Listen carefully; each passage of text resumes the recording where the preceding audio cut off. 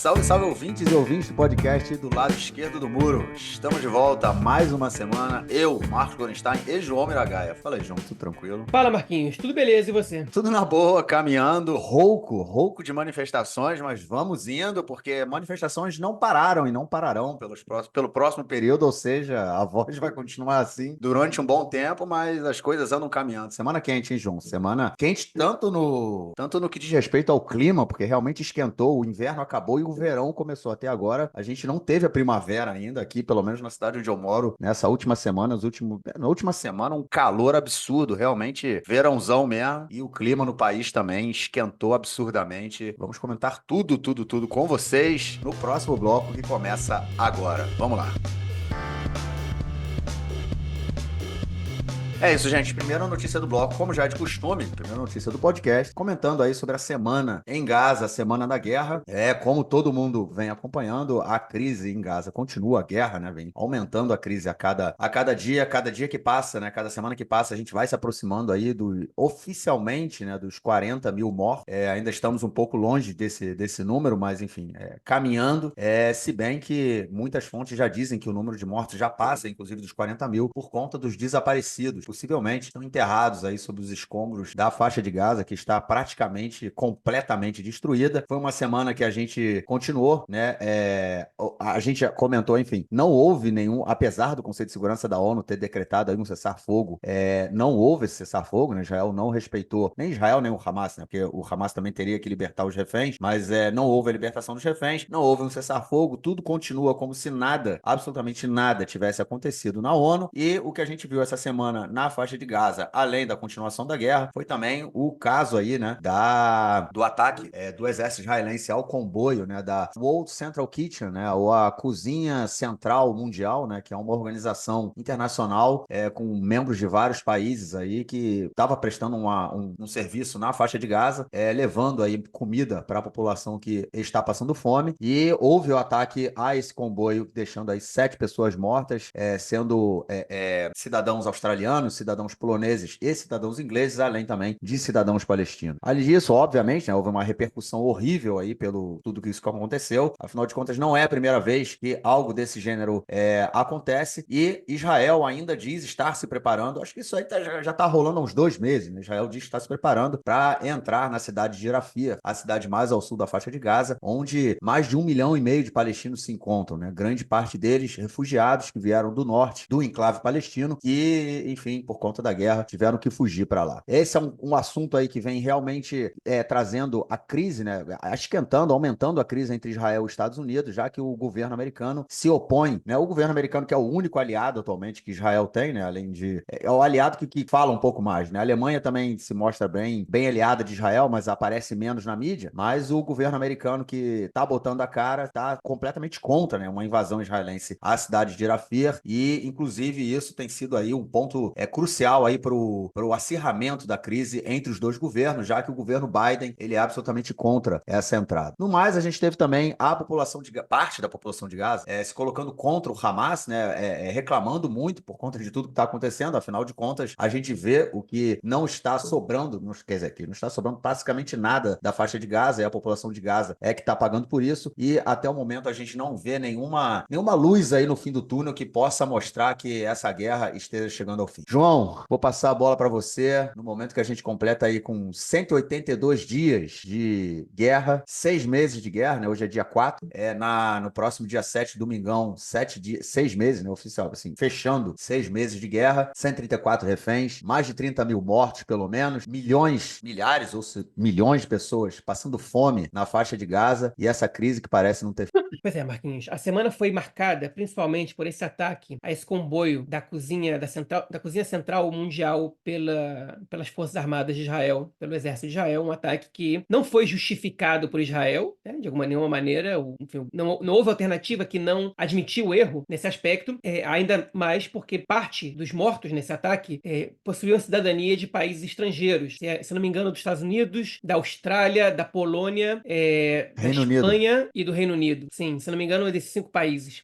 Alguns deles eram palestinos com dupla cidadania, outros sequer isso, eram somente cidadãos desses países. Os outros 2 mortos eram palestinos de Gaza com cidadania palestina, ou subcidadania palestina, melhor dizendo. E esse evento, ele é trágico por diversos aspectos, né? Primeiro de tudo, porque é mais um erro cometido pelo exército de Israel na guerra, é mais um ataque que tem como alvo somente civis, né? E isso, bem, a gente considera um erro, pode ter gente que considera que isso é proposital. Eu não vejo razões para que Israel faça um ataque proposital nesse nível, mesmo que o objetivo de Israel fosse o genocídio dos palestinos e dentre esse processo esteja matar os palestinos de fome. Porque um ataque como esse, ele pode ser a última gota que entorna o copo. É uma gota bastante densa, inclusive, que pode entornar o copo, porque ele gera repercussão internacional muito grande. É um ataque que não serve aos interesses de ninguém em Israel, seja qual for o seu objetivo. Por exemplo, se o objetivo do Netanyahu é estender a guerra para que seus objetivos políticos sejam atendidos, esse é um ataque que prejudica os seus interesses. Então,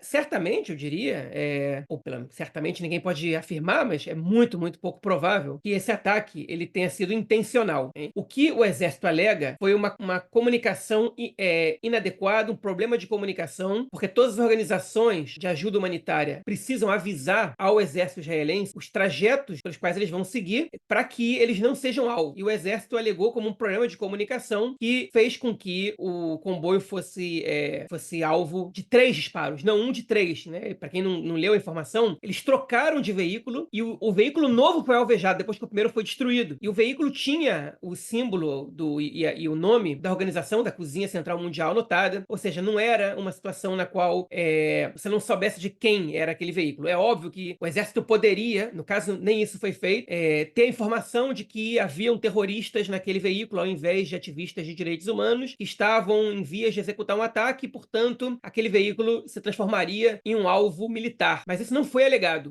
o que transforma o erro em algo ainda maior. Então, a gente tem essa questão de ser uma organização absolutamente legítima e de ter sido declaradamente um erro. O exército disse que vai investigar para ver por que isso aconteceu. A segunda questão, que não é menos importante, é o fato de a gente ter tido alvos de cidadania estrangeira que coloca Israel numa situação de saia justa perante esse país, inclusive os Estados Unidos. Todos os países envolvidos chamaram o embaixador de Israel para consultas, né? Os países envolvidos, eu digo, os países que tiveram cidadãos seus mortos por esse ataque, convocaram o embaixador israelense para consulta, e isso coloca Israel numa situação complicada, né? Porque as pessoas estão indo para a faixa de Gaza como voluntários para ajudar a combater um problema sério de catástrofe humanitária, que é a fome no norte da faixa de Gaza. Estavam indo em direção ao porto provisório construído ali para ajudar no combate à fome e são mortos. E a terceira questão é justamente o tema da fome. Você está, nesse momento, atacando uma organização, intencionalmente ou não, isso é pouco relevante, que está justamente trabalhando para acabar com a questão da fome na faixa de Gaza. É responsabilidade da força ocupante, no caso Israel, garantir que a população local não vai morrer de fome. Quando Israel ataca uma organização internacional que está fazendo o trabalho que deveria ser feito por Israel,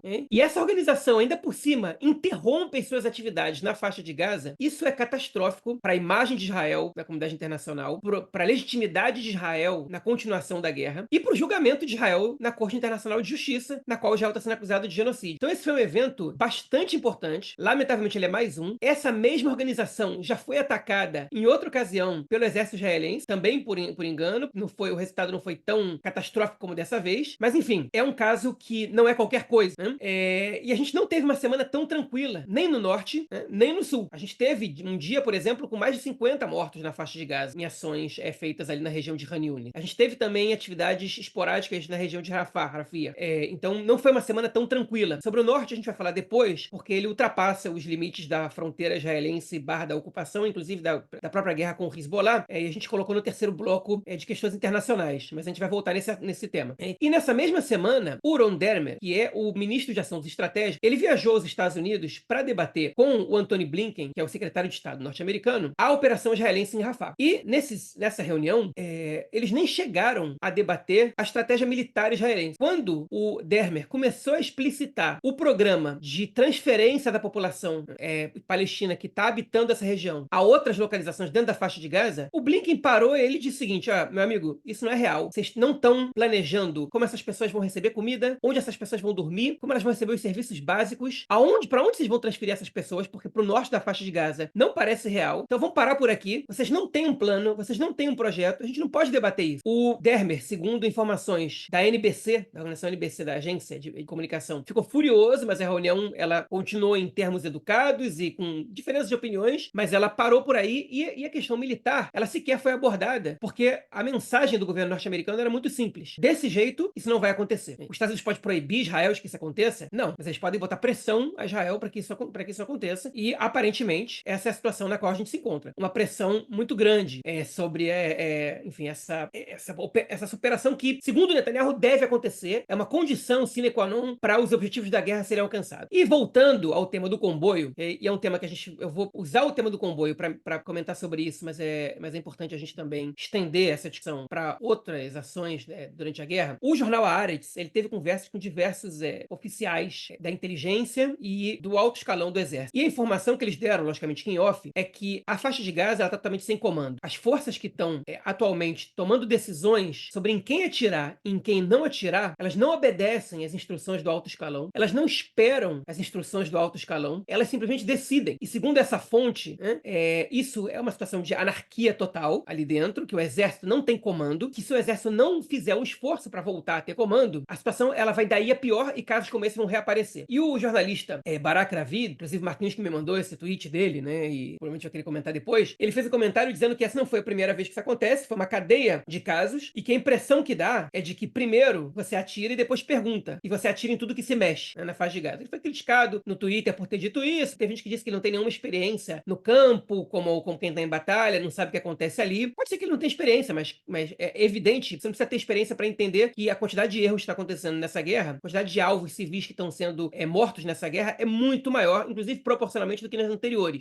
E sem falar no número, porque os números absolutos também são assustadores, até porque os números absolutos gerais são muito mais altos de qualquer outro confronto. Daqui a pouco a gente vai chegar no número total de palestinos que foram mortos por Israel desde 48 até hoje, né? A gente se estipula que esse número esteja entre os 45 e os 70 mil. Então eu calculo uma média aí de 55 a 60 mil, né? A gente não tá tão longe assim desse número. Isso até, obviamente, 2023. Então esse número pode dobrar no espaço de um ano, né? Ou um pouco mais. E essa cadeia de comando do exército, ela falha não exatamente porque o chefe das Forças Armadas é fraco, ou porque os oficiais da alta patente das Forças Armadas são ineficientes ou fracos. Pode até ser. Eu, particularmente, não tenho condições de fazer essa crítica por falta de informação. A crítica que eu posso fazer, e que eu sou convicto dela, é que a gente está vendo nos últimos anos, especialmente durante esse último governo, mas não só, um movimento de setores políticos e dos meios de comunicação ligados à extrema-direita israelense, trabalhando para retirar a legitimidade de diversas instituições nacionais, entre elas as Forças Armadas,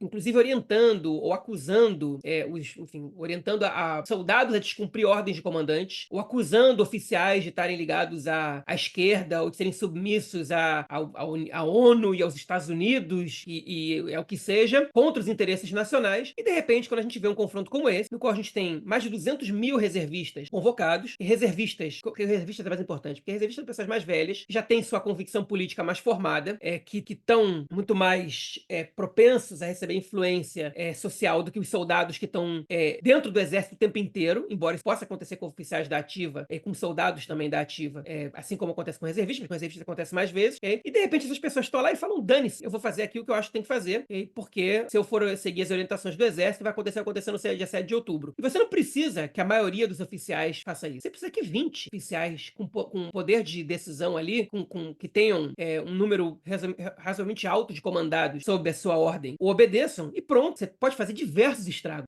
Então, por um lado, a gente não pode acusar o alto comando de ações como essas, mas por outro lado, a gente pode acusar o Estado de Israel por isso, porque o responsável por isso é o Estado de Israel através do seu governo, através das suas instituições, que trabalham, algumas delas, para deslegitimizar as mesmas instituições ou outras instituições. Então isso eu não sei se eu me fiz claro com isso, mas a culpa recai sobre o Estado, no caso sobre o governo, certamente, e sobre outras organizações ligadas ao Estado. Então o Exército, ele é ao mesmo tempo o autor dessas atrocidades, mas também enfim, uma arma do próprio governo, inclusive sem que membros do Exército compactuem com isso. Eu acho que quando a gente analisa, né, o que está acontecendo aí na faixa de Gaza, a gente tem que analisar como parte de um todo, né? E eu acho que é justamente isso.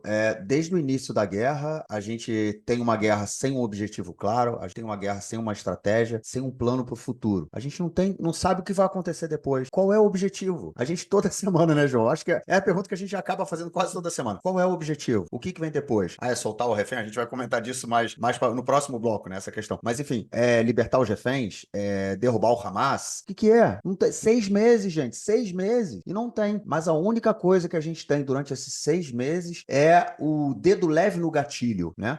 E essa informação, né, que saiu essa semana, dizendo que os oficiais que estão ali no on the ground, né, que estão ali na guerra, eles são os que definem, sem obedecer às ordens dos grandes comandantes, eles são a prova disso. O que a gente mais viu, mas o que a gente muito viu, né, nesses últimos 6 meses pelas redes sociais? Soldados humilhando palestinos, soldados destruindo com prazer casas de palestinos, instituições, universidades, escolas, creches, enfim, tudo que aparecia pela frente, desrespeitando absolutamente tudo que fosse palestino, tudo que fosse em Gaza de uma forma geral. Não é à toa que desde o primeiro dia, uma das primeiras, vamos dizer assim, consensos, né? Eu estou colocando aqui entre aspas, porque pelo menos eu e o João não somos parte desse consenso, é de que todo mundo que vive na faixa de Gaza é apoiador do Hamas, então não tem ali pessoas inocentes. E o que aconteceu, o ataque a esse comboio é mais uma extensão disso, como também uma extensão disso foi o assassinato dos 3 reféns israelenses pelos soldados israelenses, pelos soldados que não souberam parar no momento em que 3 pessoas, 3 homens no caso, com bandeira branca na mão, pararam. Os caras foram mortos a quase 2 quilômetros de distância por sniper, sacou? Então assim, tudo que se move na faixa de Gaza hoje é alvo. E esse comboio da Cozinha Internacional, ela é parte disso, é um alvo. Porque quem se move na faixa de Gaza é um alvo que é parte de uma tomada de decisão de pessoas extremamente radicalizadas que têm na sua narrativa, no seu discurso, a ideia de que todo palestino é cúmplice do Hamas. Então é isso, esse é o resultado. Eu acho que é tudo parte de uma guerra que ela começou já perdida, como a gente já comentou aqui várias vezes. Israel perdeu a guerra no 7 de outubro. Quando o Hamas entrou, Israel já tinha perdido a guerra. E é isso que a gente está vendo hoje. Carnificina, massacre, genocídio, queiram chamar como queiram chamar.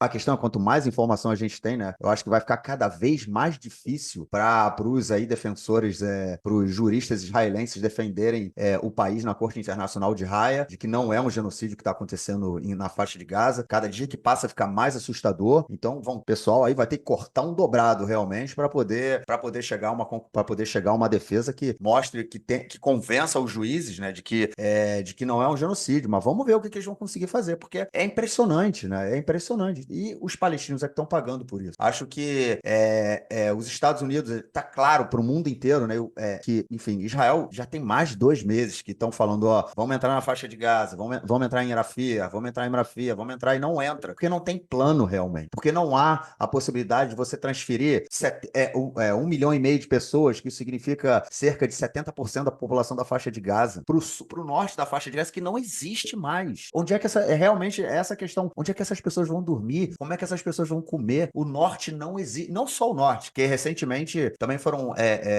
liberadas imagens de satélite, né, da cidade de Khan Younis, também não existe mais. Então assim, tá insustentável, não dá, né? A gente tá num momento em que, enfim, o governo tá completamente perdido, não sabe mais o que fazer.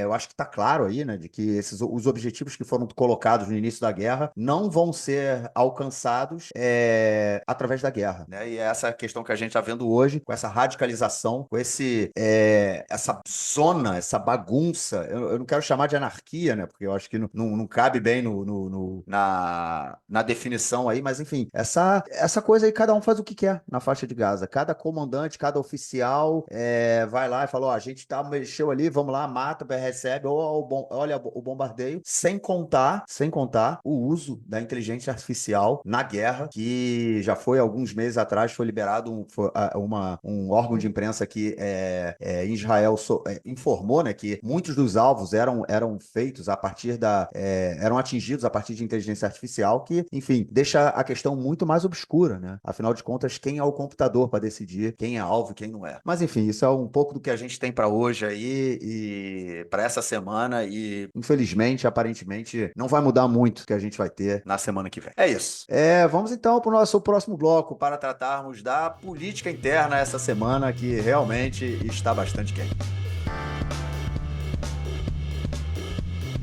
Bom, gente, é isso. Política interna. A política interna, realmente, desde a semana passada, as coisas começaram aqui a mudar completamente, né? Acho que foi 6 meses de guerra, ficou uma coisa absurda. A gente começou a ter uma série de pesquisas saindo, principalmente uma pesquisa no Canal 13, né? Mostrando que, enfim, os objetivos da guerra não estão sendo alcançados. Está cada vez mais claro, né? Que a gente comentou isso várias vezes também, né? Que toda a região do norte da faixa de Gaza, norte e centro da faixa de Gaza, onde o exército israelense saiu, né? Onde os reservistas foram retirados, o Hamas volta a atuar, o Hamas volta a controlar, tanto militarmente quanto na questão civil, né? São eles que fazem a distribuição de comida, são eles que tentam ali organizar o que sobrou, né? Da região. E além disso, a gente, tanto na semana passada quanto também nessa semana, a gente teve lançamento de alguns mísseis, justamente dessas regiões ali, para as cidades no entorno da faixa de Gaza. Então, a população percebeu que esse objetivo de derrubar o Hamas, ele não vai ser atingido.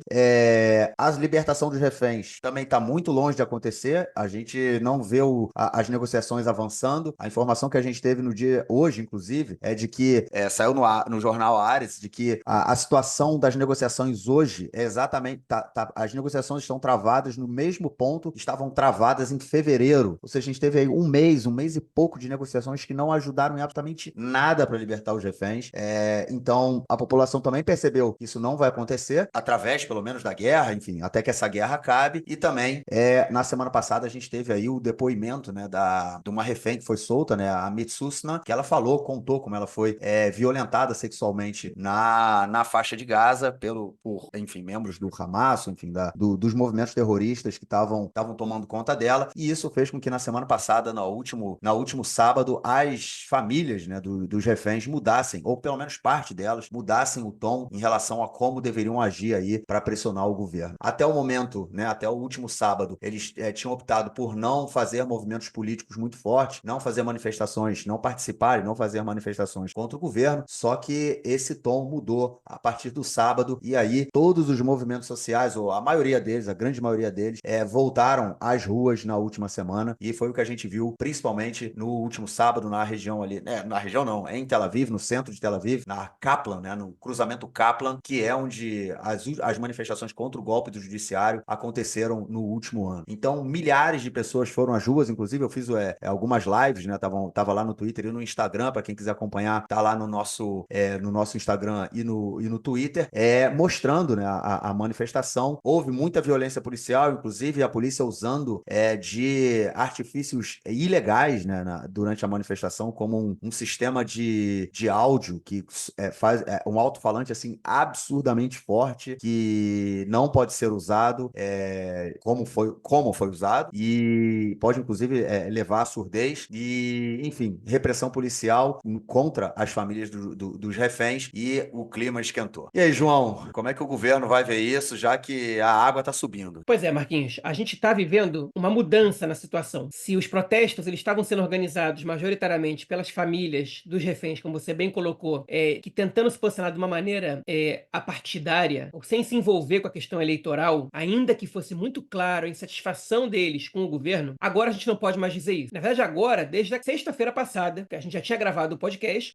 mas a informação chegou na sexta-feira, que as famílias, elas emitiram um comunicado, não as famílias, um grupo grande de famílias emitiu um comunicado dizendo que vão passar a trabalhar pela derrubada do governo. Agora, o que gerou as famílias a tomar, o que causou essa mudança de posicionamento das famílias, tomaram essa decisão de passar a atuar a favor da derrubada do governo? Primeiramente, a gente vai para uma informação divulgada pelo Canal 12, pela jornalista Dana Vai, que trouxe a informação de um membro do alto escalão das forças de segurança, que pode ser o Mossad, pode ser o Shabak, o Serviço de Segurança Geral, pode ser a inteligência militar, o próprio exército, dizendo que se a população e as famílias soubessem o que está em discussão e quais são as diferenças entre a posição de Israel e a exigência do Hamas para que se chegue a um acordo sobre a libertação dos reféns, elas ficariam estupefatas. Okay? Lembrou aquele comentário, aquela postagem da Copa de 98, né? Se vocês soubessem o que aconteceu realmente, ficariam enojados. Mas enfim, ele soltou essa bomba, né? E é um membro do alto escalão das forças de segurança. Okay? E aí, no dia seguinte, o Canal 13 publicou uma matéria mostrando que 61% da população israelense não acredita que a guerra vai terminar com a aniquilação do Hamas. Hamas não vai ser eliminado da faixa de Gaza, contra 30 e poucos por cento que acreditam que sim. Ou seja, tem uma maioria significativa que não acredita nisso. E a terceira questão, que também foi divulgada pelo Canal 12, foi que o gabinete de segurança, não o gabinete de guerra reduzido, mas o gabinete de segurança, que tem 11 membros com poder de voto, ele votou com 8 votos a favor do acordo pela libertação dos reféns e 3 votos contrários. Isso quer dizer o quê? Que existe uma maioria desse gabinete que é a favor da libertação dos reféns. E quem são os 3 votos contrários? Bezalel Smotrich, Itamar Ben-Gvir e Benjamin Netanyahu, que obviamente tem poder de veto, ainda que obviamente para essa decisão ser tomada e para esse acordo ser feito, você precisa que o Hamas também concorde. O Hamas não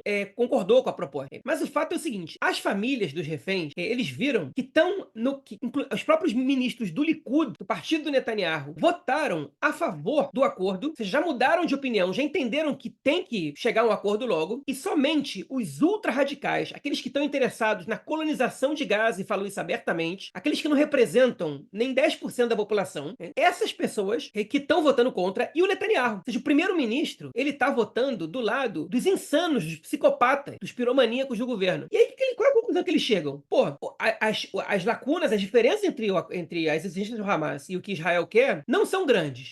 Dois, a maioria da população acha que o Hamas não vai ser derrotado. Ou seja, por que caralho a gente tá nessa guerra? Se a gente não vai derrotar o Hamas, liberta o meu filho, liberta minha mãe, liberta meu primo, liberta meu amigo, entendeu? Faz logo esse acordo. O Hamas não vai ser derrotado. Ninguém acredita mais nisso. Por que a gente tá nessa guerra? E aí, de repente, eles veem que o Netanyahu, ele tá votando a favor dos membros ultra-radicais do governo, e aí a conclusão é muito óbvia. O Netanyahu tá lutando nessa guerra porque ele não quer que tenha eleições. E ele sabe que se ele desagrada esse setor ultra-radical do governo, a partir de um cessar-fogo, de um acordo qualquer, ele corre sério risco desses partidos abandonarem o governo sob a alegação de que o Netanyahu está se rendendo ao Hamas, e que a gente seja obrigado a ter eleições aqui, das quais o Netanyahu fatalmente sairá derrotado, no contexto atual, pelo menos. Então as famílias disseram, pelo amor de Deus, não é possível um negócio desse. Então a gente vai ter que trabalhar para esse governo ser trocado. E aí as manifestações ganharam outro tom, e aí os irmãos de armas, o movimento Ahim Laneshek, que foram aqueles que começaram as grandes manifestações contra a reforma judicial e que pararam de se meter em manifestações quando a guerra começou, porque disseram, agora a gente tem que ajudar as famílias evacuadas, ao exército que está faltando até casaco para os soldados, enfim, as pessoas que recebam tratamento psicológico por causa do pós-trauma, eles também voltaram a participar das manifestações e voltaram de maneira, inclusive,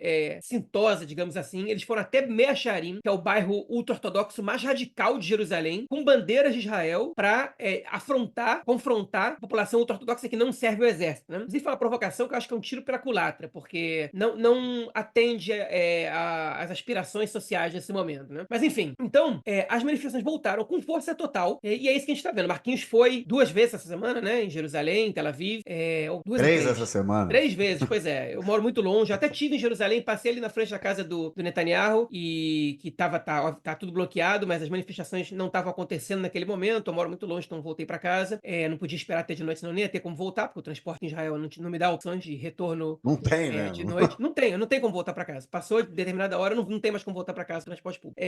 Enfim, eu já saí de casa bem cedo esse dia, então dessa vez não fiquei. Mas imagino que as manifestações vão começar a acontecer em todos os cantos do país também, não só na frente da casa do Netanyahu. E aí as propostas explodiram pelo país inteiro, né? Enfim, além disso, o que mais aconteceu? O Netanyahu, no domingo à noite, ou no sábado à noite, eu não me lembro exatamente, anunciou, ao invés do gabinete do primeiro-ministro, que ele ia ser operado por uma hérnia. Sábado à noite. Pois é, para tratar de uma hérnia. Ele fez o exame, teria feito o exame no sábado à noite. Pois é, ele teria feito sentido alguma coisa, fez um exame, descobriram uma hérnia que precisava de uma cirurgia relativamente de emergência, que contava com anestesia geral. Ele anuncia que o Yariv Levin seria seu substituto nesse tempo, e guarda essa informação porque eu vou voltar nela, e aí ele é internado e faz a cirurgia. Muita gente começa a acusar o Netanyahu de sumir no momento chave, fazer que nem o Bolsonaro fazia no Brasil, né? Muita gente no Brasil vem fazendo isso quando eu divulguei a informação no Twitter. O próprio Marquinhos fez uma alusão a isso, que você inventa um problema médico nessas horas. A diferença do Bolsonaro pro Netanyahu é que o Bolsonaro tem o recurso de ter sido vítima de uma facada, e o Netanyahu não tem, enfim, os problemas de saúde dele,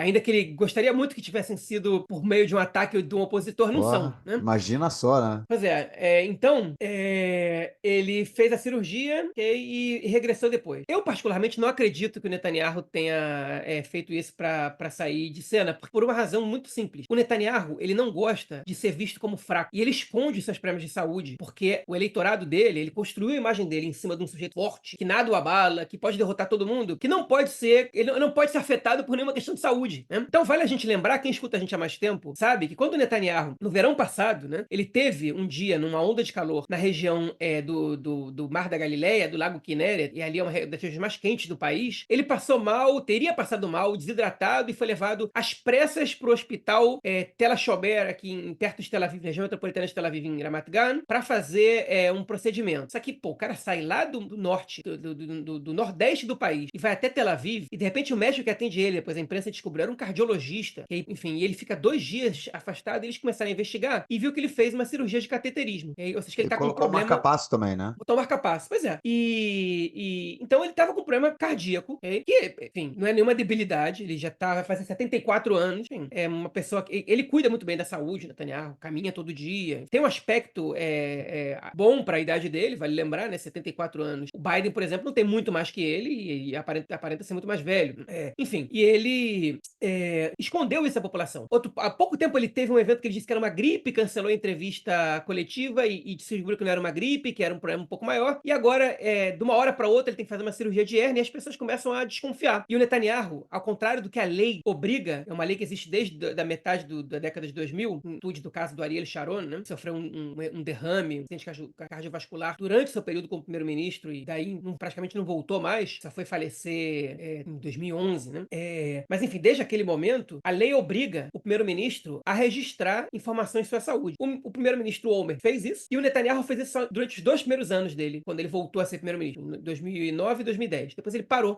O Yair Lapid fez, quando foi primeiro-ministro, o Bennett não fez, e o Netanyahu não faz também. Ele contraria a lei e não divulga informações sobre o seu estado de saúde. Então eu não acho que isso tenha sido exatamente uma fuga dele. Mas veio a calhar, né? Porque ele, enfim, sumiu na hora que era mais relevante e se debilitou. Inclusive, um dos vídeos que ele publicou depois, que ele comenta o caso do bombardeio que matou os 7 membros da ONU. Muita gente comentou, olha só, Netanyahu tá comentando isso com um riso na cara. Não, pra quem não entende hebraico, o início do vídeo, ele tá comentando que ele já tá bem, que tá feliz, agradecendo as mensagens de apoio pela saúde dele, que vai voltar pra casa. É nessa hora que ele tá com um sorriso na cara. Na hora que ele comenta do bombardeio, ele já não tá mais sorrindo, mas quem não entende hebraico não sabe isso. O Netanyahu, ele pode ser cínico, mas ele não é burro de comentar um evento desses com um sorriso na cara, né? Então, pelo amor de Deus, não confundam as coisas, né? Ele pode até não se importar com as mortes dessas pessoas, mas ele sabe que aquilo é um problema pra ele.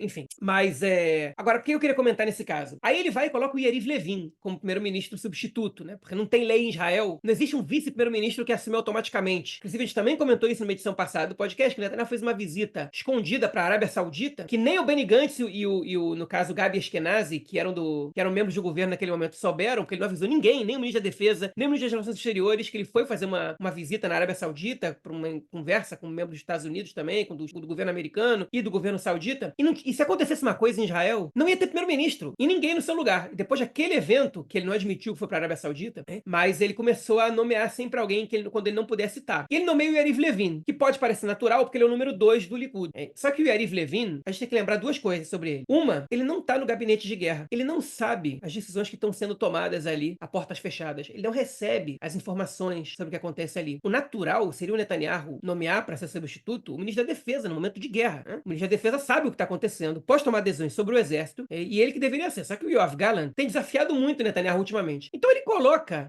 as prioridades do país em stand-by, porque ele não quer dar para o ministro da Defesa a tarefa de gerir o país nem por 2 dias, no máximo, né? Ele disse um dia, no final das contas foi 1 dia e meio, podia ser 2. Ele não quer passar isso para ele. E 2, também vale a pena a gente lembrar, o Yariv Levin é um dos 2 grandes pivôs, talvez seja o maior, da crise institucional que a gente está vivendo desde janeiro, porque ele é o autor intelectual da reforma judicial, junto com o Simcha Rotman, que é o presidente da Comissão de Constituição e Justiça da Knesset, do Parlamento de Israel. E é esse o sujeito que, no meio das manifestações, é o primeiro-ministro substituto, né? É a loucura que é o governo Netanyahu nesse momento, no meio dos protestos. Enfim, eu só queria deixar esses 2 pontos aqui e trazer essa informação do estado de saúde do Netanyahu, que nunca é demais, um pouquinho mais de informação. Enfim, passar a bola de novo, Marcos. Eu tenho algumas coisas a comentar aí, porque, enfim, tive presente aí nas manifestações dessa semana e as reações também às manifestações e a tudo que vem acontecendo por conta dessa disputa política, né? Enfim, voltando aí naquilo que você comentou, né? A população israelense, né, percebeu que acabar com o Hamas é impossível, né? Acho que se eles tivessem ouvido o nosso podcast desde o início, João, também outras pessoas também, né? Mas se eles tivessem ouvido o nosso podcast, talvez tivessem chegado a essa conclusão um pouco antes, né? Porque a gente falou que era uma coisa óbvia, né? Uma coisa óbvia. Você não vai acabar com o Hamas. E tá claro, não vai acabar com o Hamas. Enfim, perceberam que isso não é possível e agora tem que soltar os reféns, aí começam as manifestações. Manifestações voltaram, na verdade, né? Com mais força. Realmente, milhares de pessoas na rua em Tel Aviv. Foi muito, muito emocionante de ver. Eu tinha ido a manifestações há cerca de um mês atrás, né? Cheguei a fazer também alguns vídeos mostrando e comentei isso no podcast, inclusive, que eram manifestações que o objetivo principal era tentar forçar o Benny Gantz a sair do governo. Manifestações pequenas, com 5.000 pessoas, talvez um pouco mais, mas enfim, nada muito relevante, nada que pudesse pressionar o governo de alguma forma ou acabar com a guerra, se bem que é importante colocar isso também, né? O tom das manifestações não é, em sua grande maioria, pelo fim da guerra, né? Hoje, principalmente pela queda do governo, eleições agora. As pessoas não muito falam no fim da guerra, falam eleições agora. Isso pode ser consequência, talvez um novo governo, um governo de oposição, termine a guerra ou não, mas enfim, não se fala no fim da guerra. Mas as pessoas foram para as ruas, as pessoas realmente estão muito feridas por tudo que está acontecendo, e eu acho que uma coisa que mexeu muito comigo também na manifestação de domingo, uma coisa que eu e o João já comentamos, acho que a gente não chegou a comentar aqui no podcast, mas enfim, conversando a gente comentou, e é uma coisa que quando eu ouvi isso na manifestação no último domingo, assim, no último sábado, em Tel Aviv, foi assim, me arrebentou realmente, foi ouvir o pai de uma das pessoas, de um dos reféns em Gaza, falando que as meninas, né, as mulheres e meninas que estão em Gaza estão sendo estupradas, né? Há indícios de que elas continuam sendo estupradas e possivelmente estejam grávidas, grávidas de terroristas que estão estuprando-as todo dia no cativeiro. E isso é uma coisa que dói pensar num negócio desse, né?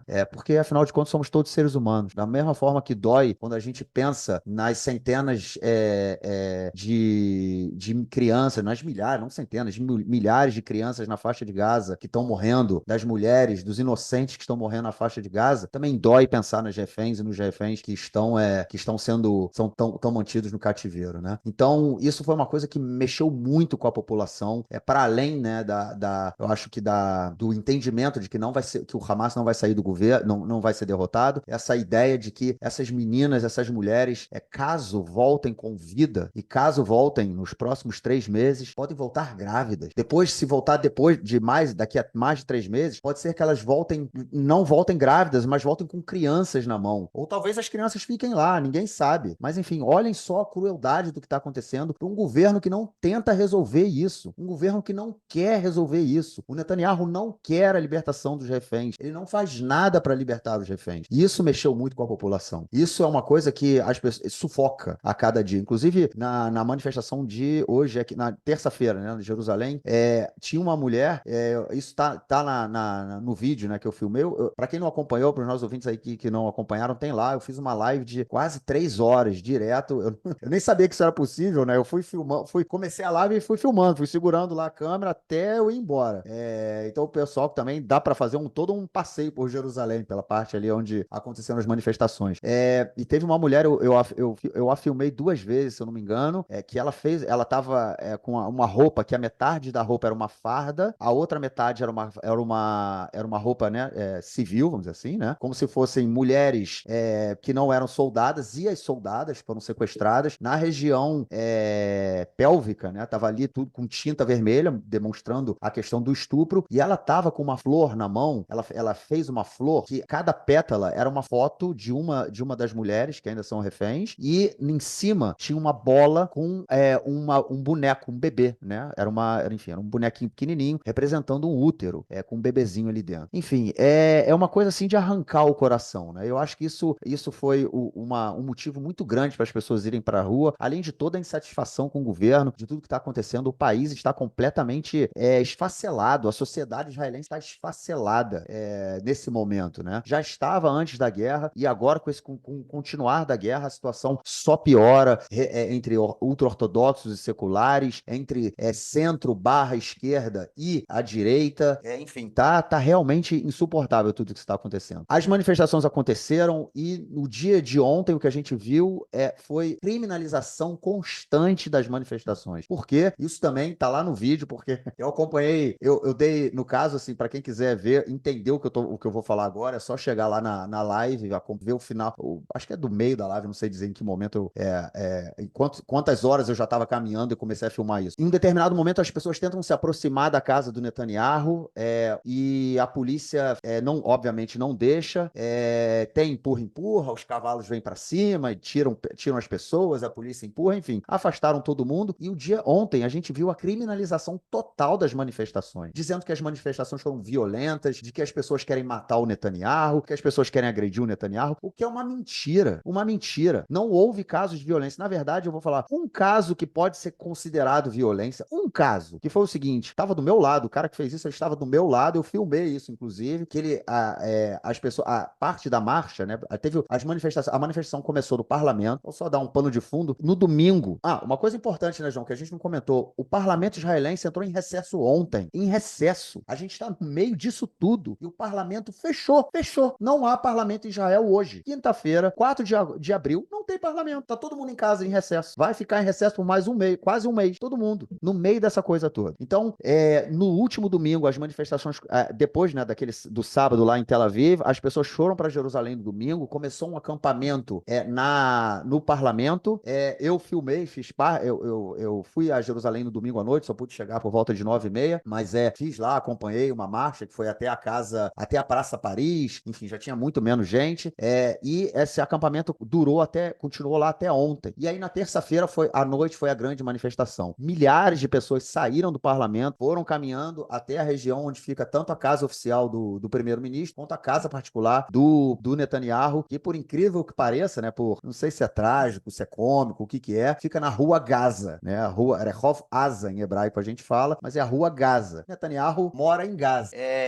E a galera chegou lá e essa marcha, ela saiu, as pessoas saíram com tochas na mão, né, e uma das pessoas que estava, enfim, eram centenas de tochas na mão, e um cara, quando estava perto da casa do Netanyahu, o que ele fez foi jogar uma tocha na rua, né? Ele pegou a tocha e jogou. Acho que passou perto de um policial que estava a cavalo, a tocha caiu no chão, o outro policial foi lá, pisou na tocha, apagou, acabou. Esse foi o único caso, que vamos dizer assim, de violência das manifestações. Único caso. Mas, e depois, as pessoas em determinado momento também, isso já foi mais tarde, era por volta de 11 da noite, quase conseguiram puxar toda as grades, né, que a polícia tinha colocado, a barreira, para se aproximar da casa do Netanyahu. Vem cá, desde quando você remover grade é violência? Isso não é violência. Você pode dizer que o cara não pode fazer isso, que, enfim, tá ferindo ali a gente. Não, mas eu posso supor, não é violência. Remover grade não é violência. Violência é agressão. É vandalismo, né? Vandalismo não é violência. Vandalismo não é violência. E também, São duas coisas diferentes. Se você ataca uma pessoa, é diferente de você atacar um prédio. Exatamente, né? Ou fazer uma fogueira na rua, né? Que também não é. Enfim, sinceramente, as pessoas estavam removendo as grades, estavam afastando as grades para poder passar pela barreira. Não estavam nem destruindo as grades. Enfim. Então, e o que a gente viu ontem foi a criminalização por parte dessa direita cínica e fascista das manifestações, querendo tirar a justiça dessas manifestações, como se as pessoas não pudessem ir para a rua. Porque ir para a rua fortalece o Hamas. Porque falar mal do Netanyahu fortalece o Hamas. Porque exigir a libertação dos reféns fortalece o Hamas. Então, o que a gente tem que fazer? Sentar em casa e ficar chupando o dedo? Ficar esperando esses caras decidirem pela gente? Esse bando de fascistas que não tem respeito pela vida? É isso que eles querem que a gente faça? Não me peçam para fazer isso eu não vou fazer. Eu me recuso a fazer isso. E é isso que ontem o bananão do Benny Gantz caiu na armadilha do Netanyahu e caiu nessas manifestações, e caiu nessa crítica às manifestações também. Não venha fazer isso, Benny Gantz. Saia do governo. Sai desse governo. Ao invés de ficar criminalizando as manifestações, o povo tem que ir pra rua. Eu já venho falando isso há alguns episódios. A única forma da gente derrubar esse governo é ir pra rua, é colocar pressão, é mostrar pra eles que não dá mais pra gente continuar nessa guerra insana, não dá mais pra gente continuar matando a população de Gaza, não dá mais pra gente continuar com 100 mil refugiados dentro de Israel, não dá mais pra gente continuar com 134 reféns e a gente não sabe a situação deles. Quer dizer, a gente sabe que pelo menos 50 estão mortos desses 134. Pelo menos. Há fontes aí, há pessoas que dizem que são mais de 50. Então, alguma coisa nesse país está completamente podre. E eu acho que faz parte dessa política, desse grupo, dessa política completamente, como é que chama? Como é que eles queriam criar aquele governo palestino tecnocrático. A política israelense hoje é uma política completamente tecnocrática, de pessoas que não têm base social, de pessoas que não se diferem ideologicamente ou politicamente uma das outras. Você não vai achar uma diferença grande entre Benjamin Netanyahu, Benny Gantz, Gideon Sa'ar, Yair Lapid, Avigdor Lieberman. Não tem diferenças ideológicas e políticas muito grandes. Não há. É uma política personalista. Todos eles são egocêntricos que querem chegar ao cargo de primeiro-ministro sem mudar absolutamente nada no país. E para isso eles querem que a população fique em casa, porque eles não sabem o que é fazer política. política. Eles não sabem que a população que vai pra rua. Eles são representantes do povo. Eles têm que estar com o povo nas ruas. Inclusive, ontem no rádio, eu estava ouvindo a deputada do Alvodar, do Partido Trabalhista, né, que, pô, tem que bater palma para ela. Namala Zimi, ela, inclusive, está sendo criminalizada também por ter, na manifestação do último sábado, ajudado a acender uma fogueira na rua. Ah, o pessoal no rádio, é esse o seu papel? Você, como deputada, você tem que fazer isso? Sim, você tem que fazer isso, porque ela tá ali representando aquelas pessoas. Aquelas pessoas são as pessoas que votam nela, e ela tá ali com elas, porque ela representa aquilo, porque ela é aquilo. Então, esses políticos tecnocratas da centro-direita israelense, que o Netanyahu gosta de chamar de esquerda, mas não são de esquerda, são de centro-direita, eles têm que entender que política se faz na rua, que política se faz com o povo, e não faz em seus escritórios, porque todos eles, quando querem criminalizar a população que vai para as ruas, o que eles estão preocupados é com o seu voto, é com a próxima pesquisa que vai sair no canal 13, no canal 12, no canal 11, mas essas pessoas têm que entender isso, política se faz na rua, com a população, e não no escritório. Eles estão preocupados, quando vão saber quando vai ter, se o Benny Gantz está preocupado, se na próxima pesquisa, ao invés de 40 ou 37 mandatos, ele vai ter 50 ou 22. Então, a política, a população israelense que é contra o governo, está sendo constantemente criminalizada. Constantemente. A manifestação pública está sendo criminalizada. A política popular está sendo criminalizada pelo governo de Israel e pela de centro-direita israelense. Não é só pelo governo, é pela centro-direita. Então, é muito perigoso isso para o país também, porque o que eles querem é política de tecnocratas, com o povo calado, como se a gente passasse a eles o mandato e a gente tivesse que ficar quieto. Política não é profissão. Política não é profissão. E é isso que eles querem. Eles querem fazer profissão de político. E política não é profissão. Bom, e sobre a questão da saúde do Netanyahu, eu também tenho uma coisa a dizer. Enfim, você fez aí o histórico, parte do histórico médico dele, né? Porque ele esconde realmente o histórico médico dele. Mas o que é muito curioso é o seguinte: a informação que saiu do gabinete foi que ele fez, após exames gerais realizados no último sábado, né? No sábado das manifestações, foi encontrada a hérnia, que fez uma hérnia urgente, precisava ser retirada. Ninguém faz, como é que chama? Exames gerais no sábado à noite. Para os ouvintes que não entendem, o sábado à noite é o Shabat, né? Que é o sábado, é um dia santo, enfim. Não só o dia, ele tem uma dimensão muito maior do que a santidade, né?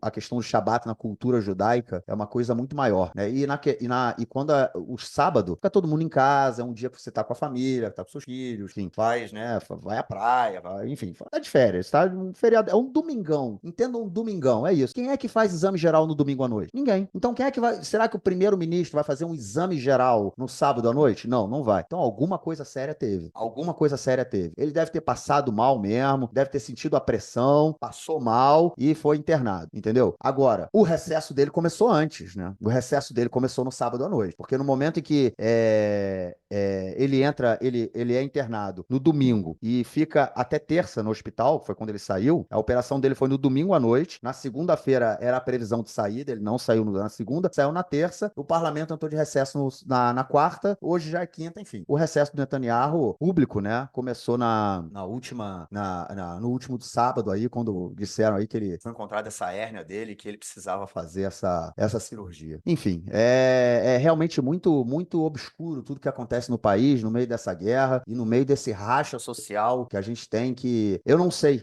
como resolver isso, eu não sei como isso vai ser resolvido no final da guerra, porque a cada dia que passa a gente vê essa divisão, né, na sociedade maior e não vejo nesse momento alguém que seja capaz de unificar, né, de tentar de uma certa forma curar, vamos dizer assim, colocando entre aspas, não gosto muito de falar de curar a sociedade, usar terminologia médica, né, em questões sociais, para mim, eu não sou muito a favor disso não, mas enfim, quem vai curar todas essas feridas aí dentro da sociedade israelense.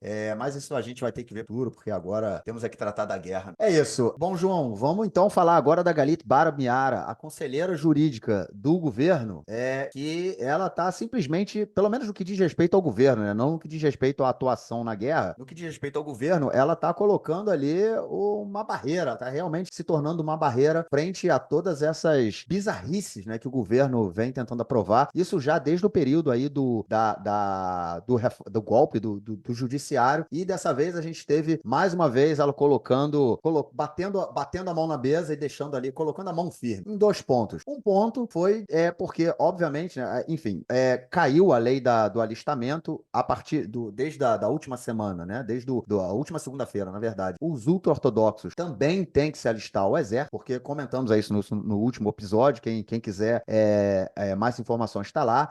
Os ultra-ortodoxos têm que se alistar ao exército, e as instituições que não fizerem, as instituições de ultra-ortodoxos que não fizerem isso, né? As escolas rabínicas que não fizerem isso, vão ter seus recursos cortados, seus recursos públicos cortados, e não receberão mais fundos do Estado. E aí, o que os ultra-ortodoxos fizeram foi tentar dar aquele jeitinho, né? Dar enfim, aquela arrumadinha ali, aquela por baixo dos panos, receber esses recursos, né? Isso é uma coisa que todo mundo tá falando que poderia acontecer, e a Galit Baramiara, ela falou, não, isso não vai acontecer, e deu uma freada, né? Ela falou que o governo não pode tentar encontrar soluções para o financiamento das escolas rabínicas, e também ela entrou com uma ação para proibir o Ben-Gvir, né? O Benitão, ele mesmo, de participar de investigações policiais. Imaginem só, o ministro fascista da polícia, ele quer participar de investigações policiais. E aí, o que seria de Israel, o que seria da sociedade israelense sem a Galit Baramiara, João? Pois é, Marquinhos. Eu vou começar com duas correções pequenas. O Ben-Gvir já participa das investigações policiais, porque ele mudou a lei antes dele virar ministro. É verdade. Ele mudou a lei, porque o ministro não participava dessas investigações, e ele quis mudar o seu status, ele quis chefiar a polícia, reduzir o poder do comandante-geral da polícia, e ele participa já das investigações, ele recebe os relatórios, né? E ele, enfim, ele sabe o que está acontecendo, inclusive quando são os amiguinhos dele que estão sendo investigados. E ela, depois de muito tempo, você agora fez um elogio para ela, eu vou fazer uma crítica. Depois de muito tempo, ela finalmente emitiu um parecer sobre isso, dizendo que isso não é legal. E entrou com uma ação para que a Suprema Corte proibisse o Ben-Gvir de participar e cancelasse essa lei, hein? Enfim, antes tarde do que nunca, mas, foi tarde pra caramba já, hein? Vai saber que não podia ter sido evitado caso essa lei tivesse sido barrada antes. E o segundo tema, que eu acho agora é mais relevante, também é uma pequena correção. Não são os ultra-ortodoxos que estão mexendo os pauzinhos. É o Netanyahu. Ele tá mexendo os pauzinhos para que eles possam... para que os ultra-ortodoxos recebam esse orçamento, hein? E ele averigou, segundo informações do área, algumas maneiras desse dinheiro continuar sendo repassado. Uma é através do que a gente chama em Israel de orçamento da coalizão, que é o dinheiro que é votado por fora do orçamento, por meio da Comissão das Finanças, como se fosse o orçamento participativo do Brasil. Isso não é tão escancarado quanto no Brasil, embora esse ano ele tenha sido muito mais bizarro, nos últimos 2 anos, muito mais bizarro do que o normal. Então, que esse dinheiro fosse passado ali por baixo dos panos, como é um recurso para alguns parlamentares que pudessem levar para algumas questões específicas. A outra maneira que eles estavam avaliando é que esse dinheiro fosse passado por meio de prefeitura, ou seja, que fosse um recurso do Ministério do Interior para que as prefeituras recebessem e destinassem como quisessem, e obviamente que eles iam fazer isso com as prefeituras governadas por partidos ligados às academias rabínicas e à direita, perdão, e aos ultra-ortodoxos, né? Enfim, e houve algumas maneiras pensadas. E qual foi a conclusão da conselheira jurídica do governo? Olha só, qualquer decisão que vocês tomarem que repasse orçamento para as academias rabínicas cujos estudantes não servem o exército será considerada o descumprimento da lei, e vocês vão ter que pagar por isso conforme manda a lei. Básico, né? Enfim, essa foi a decisão. Não esperava nada diferente, porque eles estão tentando passar por cima da lei e isso não pode. E aí, nesse momento, enfim, cabe à procuradora jurídica do governo, à conselheira jurídica do governo, perdão, tomar essa decisão e proibir o governo de tomar essa atitude. Nesse caso, ela foi rápida, porque já tem 3 dias, a gente tá gravando aqui no dia 4, dia 4 ou 5 hoje? Tá gravando aqui no dia 4 de abril, e a partir do dia 1º, esse orçamento não deve mais ser repassado para as academias rabínicas. O que a gente tem que ficar atento agora é ver se esse orçamento está sendo repassado ou não. Os ortodoxos já reagiram de diversas maneiras. Primeiro, um deles tinha dito, né, o rabino-chefe sefaradita, que os judeus iam sair de Israel, os judeus ortodoxos iam morar em outros países, enfim, e citou a Ucrânia como um caminho, o que é estranho por 2 razões, né? Uma que na Ucrânia, enfim, ele é sefaradita, o que ele vai fazer na Ucrânia? Como é que ele vai conseguir cidadania ucraniana, né? Os familiares dele, sei lá, de onde são, do Marrocos, do Iêmen, do Iraque, né? E o segundo mais estranho de tudo é que a Ucrânia alista todos os jovens entre 18 e 60 anos. Ele tá saindo de Israel para fugir do exército e ele vai para um país que qualquer homem que em idade para servir o exército é alistado de maneira compulsória. Então, que não entendo, realmente é uma situação que chega da graça, né? Tragicômica. Mas enfim, e outro comentário que foi feito, nesse caso, por um rabino influente do setor setor lituano, foi que o Estado não vai dar o dinheiro, beleza. A gente vai arrecadar o dinheiro do exterior, de judeus do exterior. Que ótimo. Então faça isso. Vai lá, faz isso. Pelo menos não vai do meu bolso o dinheiro para sustentar as academias rabínicas. Eu acho que tá bem. Enfim, não resolve o problema, para mim, mas um dos problemas, pelo menos, parcialmente é resolvido. Isso é balela, né? É bravata. Porque se ele tem esse recurso disponível, por que ele não fez isso antes, né? Porque era muito fácil recolher isso do Estado. Ora, ele podia ter mais recursos, né? Enfim, para mim, custa acreditar que é tão simples assim a solução. Embora, é óbvio que ele vai conseguir arrecadar um pouco mais de dinheiro de judeus ultra-ortodoxos que moram fora de Israel, porque essas pessoas vão solidarizar a situação. É isso. É isso, é interessante, né? Aí eles falaram que iam embora, né? O cara falou, ó, se tiver que servir, a galera vai embora. É que ó, chegou a hora de dizer bye bye. Vamos lá. Enfim, mas eu acho que uma coisa que tem que ser interessante também é pensar, né, cara? Sobre essa questão do alistamento dos ultra-ortodoxos, talvez a gente tenha que pensar isso de uma outra forma. Os ultra-ortodoxos não têm que servir. Por que que então a gente talvez tenha que discutir essa justamente a obrigatoriedade do serviço militar para todo mundo? Eu acho que talvez seja outro approach que a gente tem que ter. Porque realmente eu acho um absurdo, né? Eu não concordo com o serviço militar obrigatório em nenhum canto do mundo. Então talvez seja esse o approach. Ninguém serve, só serve quem quiser. Quem acha que quer ser soldado, quer seguir carreira militar, é isso, vai, entendeu? Mas já que ninguém vai ser, já em vez da gente, eu me lembro que há muitos e muitos anos atrás eu tive uma discussão dessa com um amigo meu que ele começou a trabalhar na Caixa Econômica e ele foi, na época, os trabalhadores novos da Caixa Econômica, eles não eram mais de acordo com o regime do funcionalismo público, né? Eles não eram mais trabalhadores com o regime do funcionalismo público, e sim pela CLT. E aí ele começou a criticar, não, porque esses caras não trabalham, enfim, aquela crítica ao funcionalismo público, enfim, a gente conhece. Eu falei assim, cara, mas você tá com um pensamento ao contrário. Ao invés de você querer retirar o direito deles, porque você não recebe os direitos, você tem que pedir que você também receba o direito. Não que todo mundo perca, né? Enfim, que todo mundo perca direito, a gente tem que todo mundo tenha direitos. Então, talvez a gente tenha que ter esse novo approach aí. Não que os ultra-ortodoxos tenham que servir. Talvez ninguém tenha que servir. Essa pode ser uma forma diferente aí de observar e de analisar a realidade. Bom, João, vamos então para nossa próxima notícia, que é sobre, enfim, já que a gente está falando de direito, vamos falar do direito de liberdade de expressão, já que o parlamento essa semana aprovou uma lei que pode permitir com que a Al Jazeera perca seus direitos, seja obrigada a parar de transmitir, pelo menos aqui de Israel e dos territórios ocupados.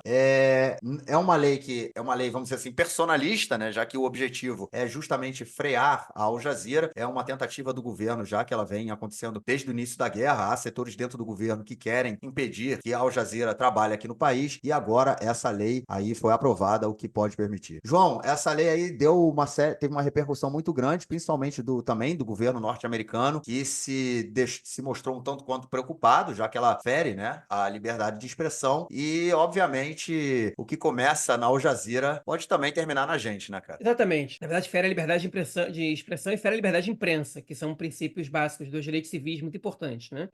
Enfim, o ministro das Comunicações, Shlomo Kerry, já quer há muito tempo, desde antes da guerra, proibir a Al Jazeera de funcionar em Israel e nos territórios. Os territórios é um pouco mais difícil, porque ele precisa de autorização do Ministério da Defesa e etc. E isso também fere os acordos de Oslo, então é um pouco mais complicado. Mas em Israel ele quer proibir a Al Jazeera já tem bastante tempo. Na verdade, essa discussão ela passou também por pessoas da direita democrática, entre aspas, em Israel, né? No passado, o ministro das Comunicações anterior também queria limitar a Al Jazeera, enfim, queria trabalhar essa questão, mas isso nunca foi colocado como prioridade do governo, e essa é uma questão um pouco sensível, porque Israel, ao mesmo tempo que não tem relações com o Catar diplomáticas, tem algum tipo de relações com o Catar. A Al Jazeera, para quem não sabe, é a rede de comunicação que pertence à família real do Catar, e é a principal emissora árabe do mundo, a com mais audiência, a com mais recursos, com maior orçamento, né? A única que compete mais ou menos em pé de igualdade é a Al Arabiya, que é um veículo de comunicação saudita criado justamente para competir com a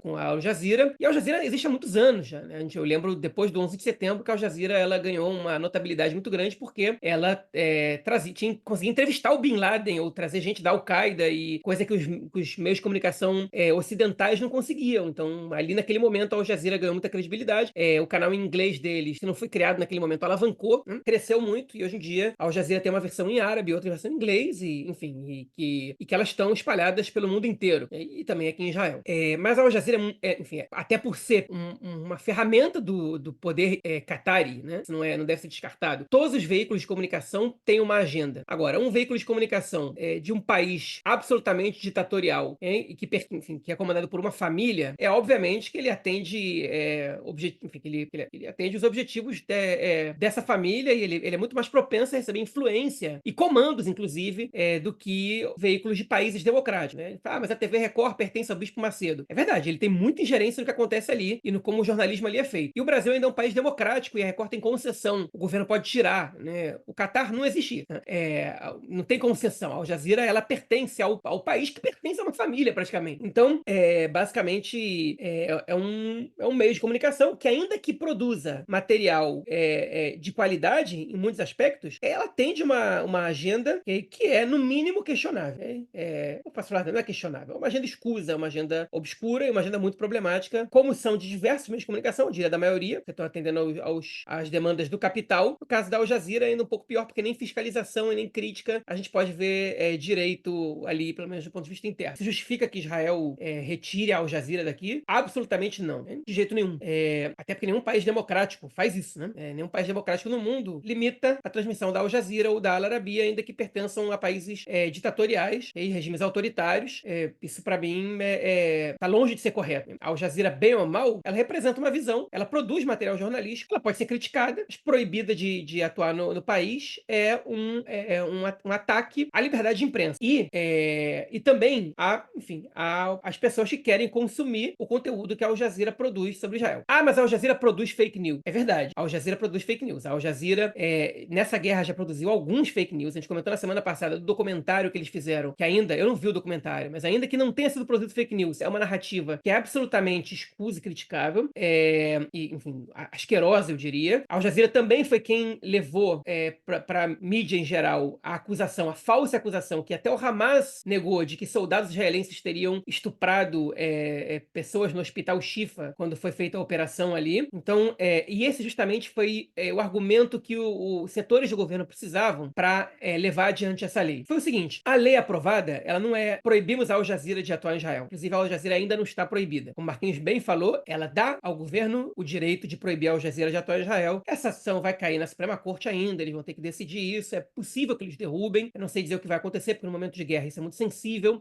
Mas a lei, ela diz o seguinte: que veículos estrangeiros que conspirem contra a segurança nacional e a favor do inimigo podem ser proibidos de trabalhar em Israel sem contrapartida.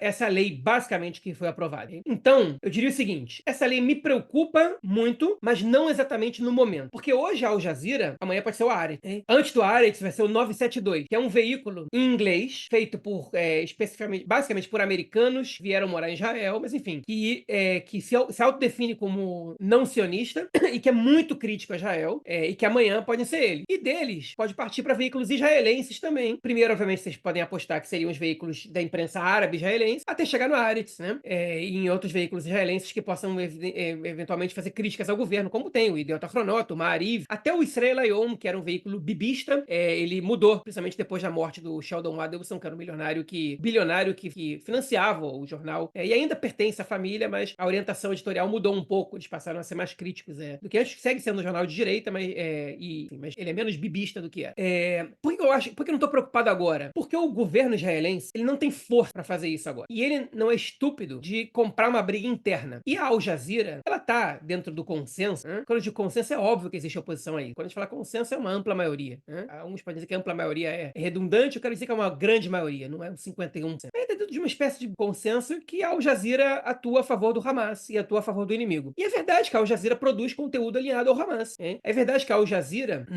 está presente na faixa de Gaza, eles têm jornalistas ali, e eles não dão voz às opiniões dissidentes ao Hamas na faixa de Gaza. Mal dão voz a esses dissidentes na Cisjordânia, né? Quase não acontece. Quem faz isso é a Al Arabiya. Só que a Al Arabiya, o Hamas não deixa entrar na faixa de Gaza, okay? Porque a Al Arabiya, não porque a Al Arabiya seja a favor de Israel, mas como é um jornal saudita e que se opõe ao Catar, okay? Os grupos que são ligados ligados ao regime do Catar, a Al-Arabiya faz oposição. Então a Al-Arabiya faz oposição ao Irã, ao Hamas, ao Catar, ao Hezbollah e etc. Aos Houthis, obviamente. Então, vocês querem escutar vozes palestinas contra o Hamas, tem que ver a Al-Arabiya. Eles dão voz a essas pessoas. Inclusive, essa semana, uma reportagem no jornal Haaretz, feita pela jornalista Amira Haas, sobre quem a gente já falou aqui, que mora em Ramallah, é judia, israelense, mora em Ramallah, que é extremamente crítica a Israel e contrária ao sionismo, que 99% das matérias feitas por ela são de ataques a Israel, ao país, às instituições do país, ao exército, etc., a ocupação como um todo. Mas essa reportagem, ela conversou com 4 palestinos da faixa de Gaza, que estão dizendo que existe um movimento muito grande interno ali contra o Hamas, e a imprensa internacional, a mídia internacional não dá voz a esses movimentos porque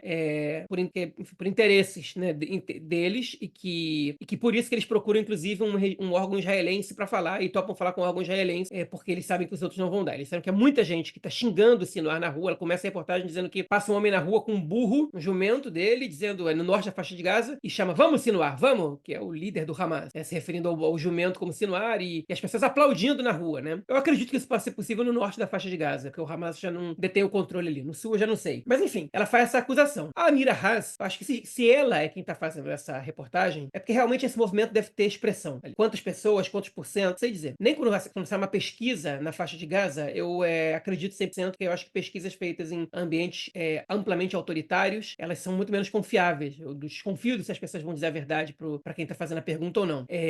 Mas, enfim, uma matéria que entrevista 4 pessoas no universo de mais de 2 milhões, obviamente que também deve haver desconfiança. Mas como quem faz a reportagem é a Amira Haas, que tem inúmeros contatos da sociedade palestina, fica um pouco mais crível, até porque o perfil dela e a tendência dela é de ataque a Israel, no caso. Enfim. Então, essa é a situação que a gente está vendo com a Al Jazeera agora, né? Voltando à Al Jazeera. É um veículo que realmente dá voz ao Hamas, que realmente tem uma tendência muito forte anti-Israel e pró-Hamas, que, assim como outros órgãos de imprensa, manipulou a informação. E, no caso, a Al Jazeera atende aos interesses do inimigo de Israel na guerra, e o governo achou por bem restringir a Al Jazeera, eliminar a Al Jazeera daqui. Me preocupa, evidentemente. Eu não sou consumidor da Al Jazeera, enfim, muito pouco da Al Jazeera eu leio, especialmente quando alguma coisa da Al Jazeera sai na mídia israelense. Eu não estou de acordo com a linha editorial da Al Jazeera, embora eu acredite que algumas críticas que eles façam sejam corretas, mas eu não estou de acordo com a linha editorial deles, mas me preocupa de verdade quando o governo limita a liberdade de imprensa.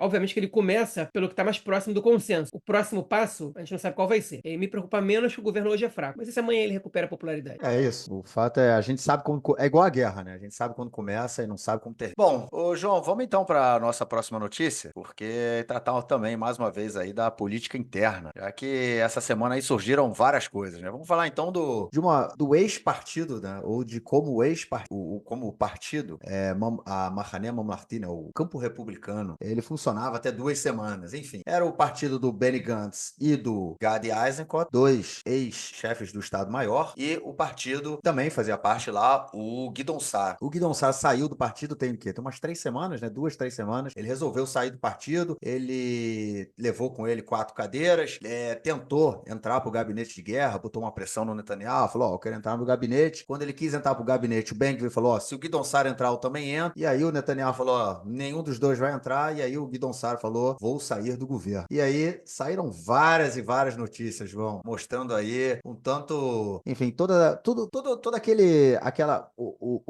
os bastidores, né? Os bastidores dessa saída do Guidon Sar do governo, que geralmente costumam ser um tanto quanto esses bastidores, né? Costumam ser um tanto quanto, vamos dizer, eu não sei nem como qualificar. Mas conta aí, que bastidores foram esses? Bom, essas informações que eu estou dando agora saíram na coluna do Yossi Werther, que é jornalista do Haaretz, e guardem o nome dele porque eu vou voltar nele daqui a pouquinho, né? O Yossi Werther, ele provavelmente teve acesso aí a alguma fonte do próprio partido do Guidon Sar, que pode ter sido o próprio Guidon Sar, né? Eu não tenho como saber agora, mas até porque a fonte disse em off, mas que contou alguns bastidores, tanto da entrada do partido no governo, quanto na retirada, na saída do governo e os conflitos ocasionados na situação. O que foi comentado na coluna do Yossi Werther? Que quando ele quis sair do governo, o Netanyahu ofereceu para ele o seguinte, eu te coloco no gabinete de guerra e consigo evitar que o Ben-Gvir e o Smotrich entrem também, mas você tem que me garantir que você vai ficar no governo até 2026 e que você vai votar a favor da lei do alistamento. E o Guidon Sar falou, de jeito nenhum que eu vou fazer isso. Seria o fim político dele praticamente, né? Ele ia ter lugar na política até 2026, talvez, e depois nunca mais. E ele negou, hein? E nesse sentido, o acordo não pôde de ser feito, o Netanyahu nem lamentou a saída, porque o Gideon Sa'ar eram 4 cadeiras que ele não sentia que fossem cadeiras fixas, né? O Gideon Sa'ar, a coluna pelo menos, aponta esses argumentos como o Gideon Sa'ar com as tentativas dele de salvar Israel, né? Ele foi muito enaltecido, a narrativa pelo menos dele foi muito enaltecida pela coluna, né? O que nos dá a entender que essa narrativa ela surgiu de dentro do partido. Mas ele trouxe alguns bastidores interessantes sobre o que aconteceu, que debates houve dentro do gabinete de guerra e no próprio gabinete de segurança nacional, né? No caso, que fossem, enfim, recusados, que tenham sido recusados pelo Netanyahu e que ele tenha proposto. Por exemplo, o Gideon Sa'ar, ele propôs logo no início da guerra, antes da entrada, foi a primeira reunião que eu fiz no gabinete de segurança, antes da entrada da infantaria do exército na faixa de Gaza, eu propus que o governo oferecesse a liderança do Hamas toda abandonar Gaza e ir para o exterior, como foi feito com o Arafat e a OLP em 82 no Líbano. Vão agora para a Tunísia. Vocês ficarem aí, a gente vai matar você. Né? Ele falou, mesmo que eles recusassem essa proposta, a comunidade internacional apoiaria e Israel poderia dizer, olha, a gente ofereceu para eles a possibilidade de não fazer uma guerra e eles recusaram. Então agora a gente vai entrar, porque não tem o que fazer. Eles massacraram 1.200 pessoas, eles estão com 200 e tantos reféns, não resta outra alternativa nossa, senão atacar e destruir o Hamas ali, e se eles quiserem voltar atrás e se exilarem no exterior e acabar com a guerra e liberar os reféns, entregar o poder pra gente, pra autoridade palestina, ou pra quem for, tá bem. Né? E essa posição foi recusada pelo gabinete de segurança, de acordo com o Gideon Sa'ar, ou de acordo com essa fonte que trouxe pro Yossi Werther essa informação. Ele disse também que a situação da guerra atual, ela é catastrófica, porque, obviamente, pela falta de objetivo, mas ele diz o seguinte, Israel já devia ter um plano para atacar Rafah há muito tempo, Rafah, no caso, há muito tempo. Israel não atacou e perdeu o timing, porque agora existe uma pressão internacional gigantesca pra gente não atacar ali, e a gente tinha que ter começado por ali, que os militares falaram, é melhor começar pelo norte, porque do norte saem os foguetes para atacar Tel Aviv. Perdão, não os militares, o governo disse isso. Vamos começar pelo norte, porque ali estão atacando a população civil. E os militares falavam, não, vamos começar pelo sul, porque a liderança do Hamas está no sul, e a gente controla a fronteira com o Egito e impossibilita eles de fugirem ou de tirarem reféns. E o governo optou por não escutar o exército e começar pelo norte para pensar na população civil israelense, que talvez tenha sido uma decisão acertada, a curto prazo pelo menos foi, menos os foguetes que atingem Tel Aviv aos poucos foram cessando e hoje em dia quase não tem mais, né? Já tem há uns 2 meses foguetes que ultrapassam Ashdod, que tá ali a, sei, 20 e poucos quilômetros da faixa de Gaza. Enfim, então ele disse que, ele comentou isso e disse, olha, Rafah tinha que ter sido atacada há muito tempo, agora você não tem mais como fazer esse ataque, justamente porque você não tinha um plano e os Estados Unidos nunca vão concordar com esse ataque, e a guerra, ela já tirou a vida de várias pessoas, palestinos e israelenses, e essas vidas tendem a ser em vão. O que a gente vai fazer agora? Né? Enfim, a gente não tem mais o que fazer. E ele também alega que propôs, né, um governo para questões humanitárias na faixa de Gaza, que seria comandado por forças árabes e pela comunidade internacional, pelos Estados Unidos, que também foi recusada pelo governo. Se é verdade isso, eu até acredito que seja. Que ele disse, eu não quero ter que me importar, eu não quero ter que cuidar da questão humanitária na faixa de Gaza, eu quero repassar isso para pessoas que são, a gente repassa isso para eles e continua a guerra sem ter que se preocupar com as questões civis. Enfim, foram coisas que o Gideon Sa'ar ele apontou como propostas suas, né, e que não foram assim. E por fim, ele detonou o Gantz e o Eisenkot, dizendo que o Gantz vetou a entrada dele no gabinete de guerra, né, que o Gantz não quis que ele entrasse, dizendo que o que não está errado não precisa ser mudado, né, o que não está quebrado não precisa ser consertado. O Gideon Sa'ar falou, está quebrado, eles estão tomando decisões ruins, equivocadas no gabinete de guerra, e isso não pode ser, não pode continuar dessa maneira, por isso que ele queria entrar e colocou isso como ultimato. Enfim, e aí eu vou entrar no Gantz e no Eisenkot, porque essa semana, o Gantz e o Eisenkot, eles tiveram, na verdade, nessa semana, no sábado mesmo, uma discussão muito pesada com o Netanyahu, na própria sexta-feira, né? No dia que saiu o podcast passado, por isso que a gente não colocou a informação. Uma discussão muito pesada com o Netanyahu sobre a questão dos reféns, e o Eisenkot segurava na mão dele, quem escuta a gente pelo menos há uns 2 meses deve se lembrar que o Netanyahu fez uma proposta bem rasa sobre o dia de depois da guerra, e ele segurava nas mãos dele essa proposta impressa e falado, isso aqui foi o que você divulgou, tem sei lá quantas semanas. O que disso já foi posto em prática? O que o exército está fazendo em Gaza que está levando isso aqui em consideração? Nada. Isso é totalmente responsável. A gente está lutando para nada. Não estranhamente, esse embate aconteceu ali. O Netanyahu encerrou a reunião porque foi cuidar da lei do alistamento, da crise causada por ela. A reunião terminou sem as informações dadas que deveriam ser dadas pelo ministro da Defesa, as atualizações, sem as atualizações do primeiro-ministro. Não houve reunião de gabinete no dia seguinte, do gabinete de guerra. Os membros do exército não foram avisados, foram de Tel Aviv para Jerusalém e não encontraram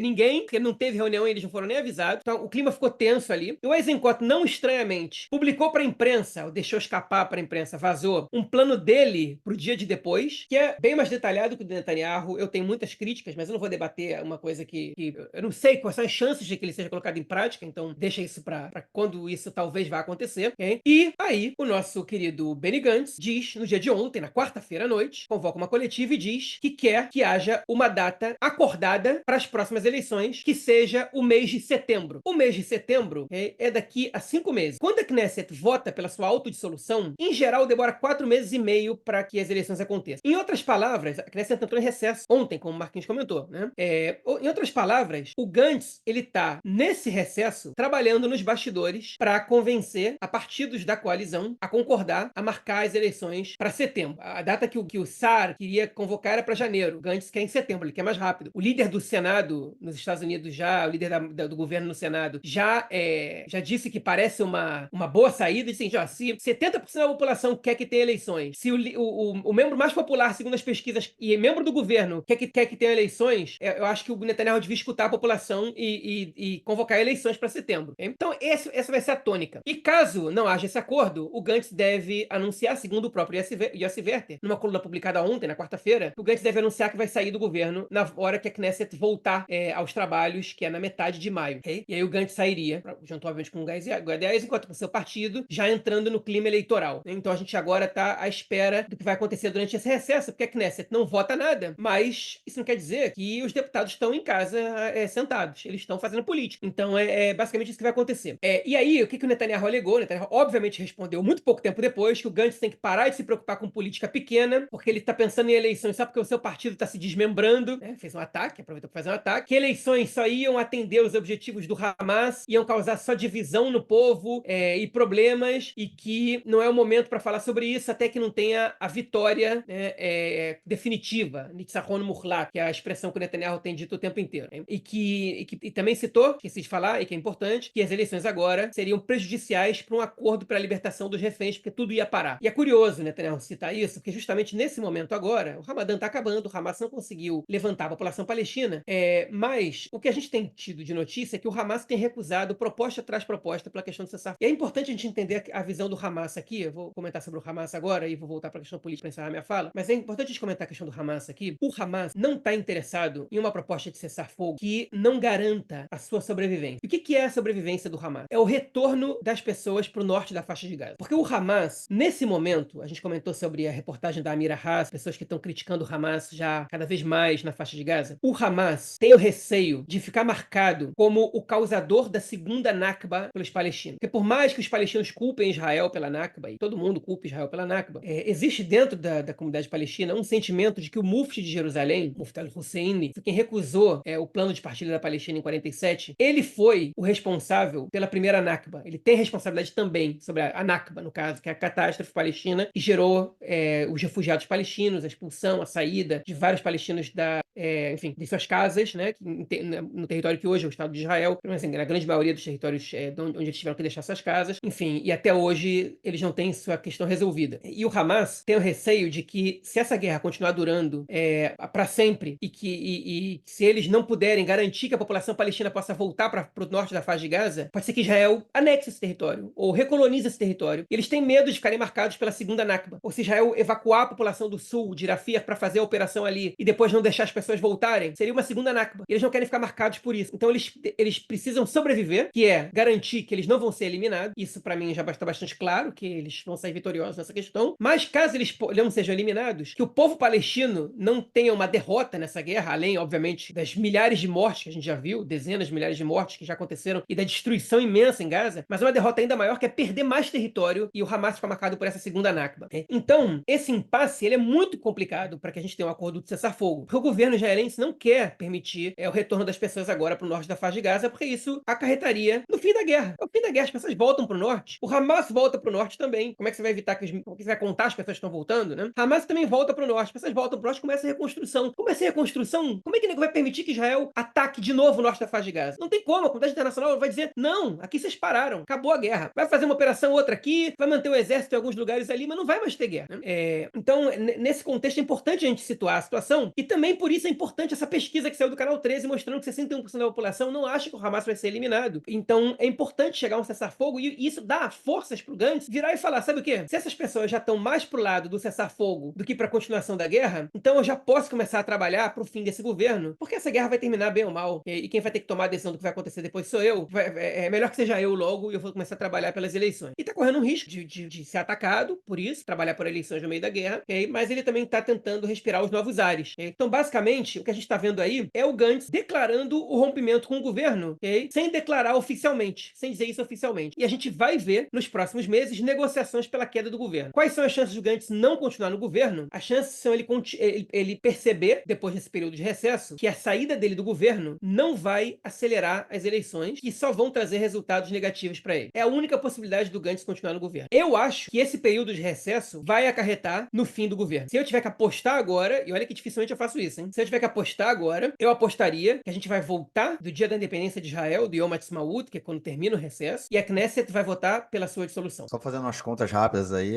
o Yom Ha'atzmaut, né, a independência esse ano cai no dia, exatamente no dia que foi, se eu não me engano, um dia antes ou um dia depois, no dia em 48, que é o dia 14 de maio, né? Então porque geralmente a independência, esse feriado, ele é calculado também de acordo com o calendário judaico. Então, não todo ano cai no dia 14 de maio, mas eu acho que esse ano começa no dia 13 de maio, acaba no dia 14, enfim, é bem na data. Então, só o que eu quero dizer é que teremos 40 dias de recesso. 40 dias. Hoje é dia 4, já estamos em recesso até o dia 14 de maio, 40 dias de recesso. Não é brincadeira, não. E mostra aí que o Benny Gantz está a reboque, né? Ele ficou realmente perdido. A saída do Gideon Sa'ar, essa movimentação política do Gideon Sa'ar deixou o Gantz completamente perdido, a reboque do que tem que ser feito agora. Porque ele está sendo muito mal falado em todos os movimentos, né, sociais, né, agora que voltaram aí, porque é o cara que está dando sustentação para o governo. Lembrando que a saída dele do governo ainda mantém o governo com maioria, né? O Netanyahu continua com maioria parlamentar, mesmo que o Benny Gantz saia. Obviamente, perde o apoio político, né? Eu acho que as manifestações tendem a aumentar cada vez mais.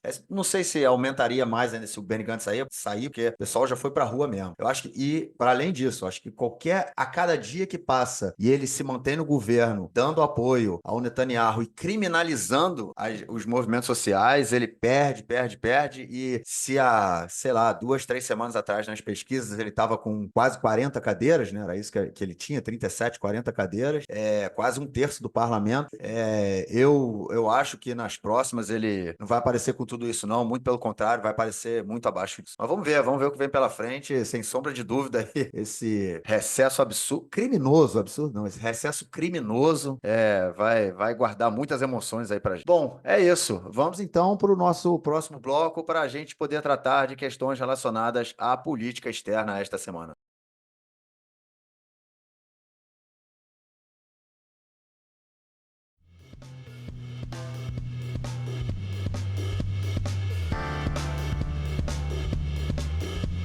Bom, gente, como já é tradição, nosso último bloco do podcast, dando aquela moral, aquele agradecimento a todas as nossas ouvintes e ouvintes que estão colaborando aí com o nosso trabalho. Para quem ainda não faz e pode estar afim, os links estão na descrição do podcast. Para quem mora no Brasil, é pela plataforma Apoia-se, e para quem mora no exterior, temos a plataforma Patreon. É só chegar lá, clicar e colaborar com a gente, e fica, obviamente, o nosso agradecimento. Só uma atualização em relação ao nosso site. Está quase pronto. Estamos subindo aí artigos que escrevemos há anos atrás no outro site que a gente participava, né, no Conexão Israel. A gente está trazendo boa parte desses artigos para o nosso site atual e, enfim, muita novidade. A gente espera que nos próximos dias já esteja tudo no ar, e não só os artigos antigos, né? Poderemos também escrever e trazer mais material aí para você. É isso. Então, vamos lá ao nome das nossas queridas e queridos ouvintes e ouvintes que estão colaborando com o nosso podcast. Alexandre Himmelstein, André Mermelstein, Ângela Goldstein, Arthur Benchimol, Bernardo Mascarenhas, Carlos Besso, Carlos Grum, Clarice, Daniel Schor, Daniel Spector, Daniele Salgado de Oliveira, Dania Bensur, David Koifman, Débora Blanc, Débora Rosenfeld, Eduardo Fengold, Eliane Pichol, Fabiana Vanderlan, Fábio Gleiser, Felipe Archimovich, Giovanna Orso, Glenda Rubenstein, Guto Pereira Nunes, Helena Latermacher, Ilana Stein, José Orenstein, Lilian Starobi, Salinas, Leonardo Stuhl, Luiz Lederman, Marco Sarauer, Margarida Lacombe, Maria Fison, Nicole Magenzo, Noah Vago, Felipe Zucker, Rafael Fleischmann, Rafael Stern, Renato Bejinski, Roberto Dias Pereira, Roberto Tonani, Sérgio Goldbaum, Thaís Scheinberg, Alex Seiler, Alex Gruppenmacher, Alan Tabakov, Asher Kippestock, Cláudio Dailac, Débora Segal, Eliane Cooperman, Júlia Tucci, Júlia Rios, Liz Unikovski, Luana Lima, Lúcia Maslum, Marcelo Schilvarker, Marcos Paulo Januário de Souza, Maurício Lande, Mayra Weinstock, Mila Chazeliov, Mônica Fagundes Klein Guneviec, Museu Judaico de São Paulo, Padu de Almeida, Raquel Penariol, Roberto May, Rosa Hansheim, Richard Sirrell, Rubens Kohn, Silvia May, Suzana Saul, Yael Reinstein, Ida Sandes, Gabriel Refeld, Yuri Jacob Lumer, Ale Edelstein, Daniela Rosenbaum, Muriel Correia, Guta Tolmaskin, Yael Katz, Léo Bueno, Abel Souto, Alcide Manzoni, Fernando Gainer, Juliana Mordente, Renato Ackerman, Beatriz Bracher, Mariana Uemura Sampaio. Bom, gente, quem quiser colaborar com o nosso projeto, como eu falei, os links estão lá na descrição do episódio. Bom, gente, a primeira notícia do bloco é sobre o ataque israelense ao prédio anexo, né, ao lado da embaixada iraniana na cidade de Damasco, na Síria, que deixou 7 membros da Guarda Revolucionária do Irã, entre eles mortos, né, entre eles o general Mohammad Reza Zahedi,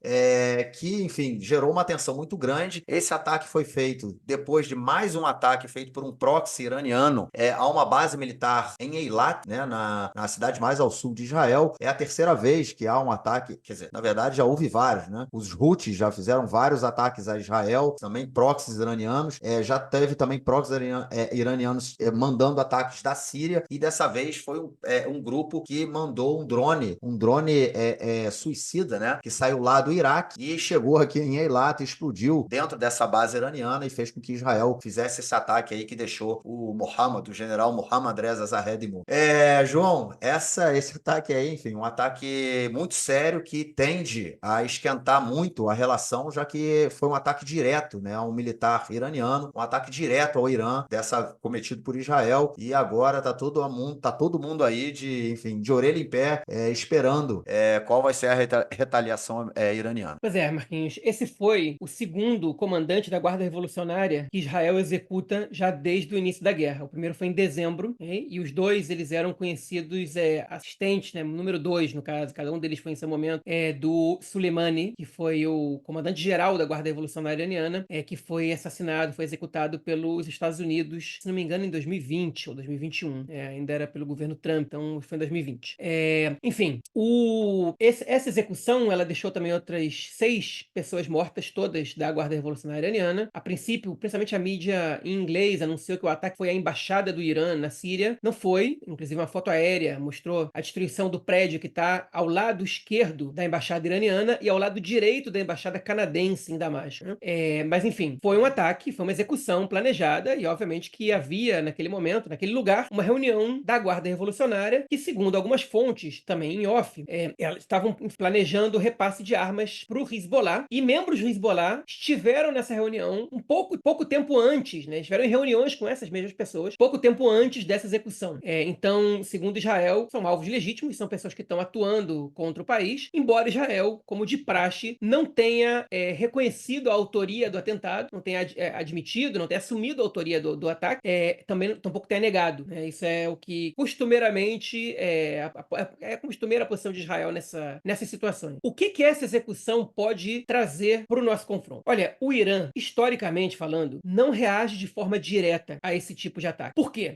Porque o Irã está numa posição muito confortável. O Irã pode atacar Israel sem que o disparo saia do Irã, e também sem, inclusive, que a vítima esteja em Israel. O Irã pode atacar, como eles já disseram ter atacado, bases do Mossad no Iraque. O Irã pode contribuir para ataques a israelenses no exterior, como Israel, consequentemente, acusa o Irã de ter feito, enfim, rotineiramente acusa o Irã de ter feito. Inclusive, o Irã teria sido um dos elaboradores e financiadores do ataque à Embaixada de Israel na Argentina em 94, se não me engano, e também o ataque à AMIA, que é o edifício da Comunidade Judaica Argentina, também na mesma década, que deixou mais de 90 mortos, né? Obviamente que o Irã nega, enfim, mas essa é uma possibilidade que aqui Israel lida, e que diminui um pouco a possibilidade também do Irã atacar Israel de maneira direta, com mísseis balísticos diretos do território iraniano para Israel, até porque, vale a gente lembrar, o ataque foi a cidadãos iranianos, no caso, a militares iranianos, mas não foi dentro do Irã, foi na Síria, né? Então, o Irã atacar Israel seria uma questão ainda maior, seria um ato de vingança, de retaliação ainda mais significativo, né? E é muito pouco provável que isso aconteça. Em geral, o Irã não responde a esses ataques, essas execuções, com nem 10% enfim, do efeito do ataque israelense. Mas porque o Irã tem outras armas, por exemplo, ter Israel na mira do Hezbollah, com mais de 150 mil foguetes que eles podem lançar a qualquer momento, foguetes e mísseis, né? Com alguns deles com alto poder de destruição. Então, isso é conveniente. Israel está se preparando para uma retaliação, sabe que essa retaliação vai acontecer, mas não sabe exatamente qual vai ser, né? Então, essa primeira possibilidade do Irã fazer um ataque direto a Israel é uma delas. A segunda possibilidade é um ataque forte vindo da Síria, do Hezbollah ou de outras milícias ligadas ao regime iraniano. E a terceira possibilidade é ataques a israelenses no exterior, que também, enfim, liga o alerta. Por via das dúvidas, várias organizações em Israel e a defesa civil já orientaram as pessoas aqui a tomarem atitudes específicas, cuidados gerais, a revisarem seus abrigos e etc, né? Também, hoje, na hora que a gente está gravando, na quinta-feira, o GPS passou a ter interferência na região do centro do país. Agora, bem-vindo ao time, Marquinhos. Eu já moro em Beirute há um tempão, porque Eu tava vendo isso também. eu ligo meu GPS aqui em casa e aparece que eu moro no aeroporto de Beirute. É muito difícil, às vezes, chegar em alguns lugares. Quando eu vou para Haifa, eu me ferro, porque Haifa é uma cidade que eu não conheço tão bem